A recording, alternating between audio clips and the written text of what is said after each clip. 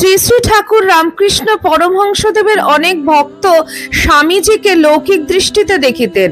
কায়স্থ বিশ্বনাথ দত্তের ছেলে নরেন্দ্রনাথ দত্ত, তাহাদের কাহারও মনে উঠিত যে কায়স্থের ছেলে শ্রী শ্রী ঠাকুর ও শ্রী শ্রী মায়ের সহিত একই সঙ্গে পূজা প্রাপ্তির যোগ্য পাত্র কি?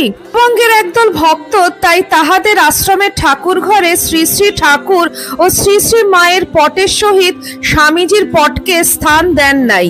সেই খবর শ্রী শ্রী মায়ের কানে পৌঁছাইলে তিনি ভক্তদের ব্রাহ্মণত্বের অভিমান চূর্ণ বিচূর্ণ করিয়া দিয়া দীপ্ত কণ্ঠে ঘোষণা করিয়াছিলেন, যেখানে নরেনের পুজো হয় না ঠাকুর সেখানে পূজা গ্রহণ করেন না।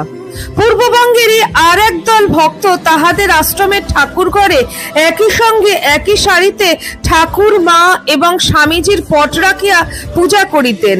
একবার তাহারা বাগবাজারে মায়ের বাড়িতে মাতৃদর্শনে আসিয়াছিলেন।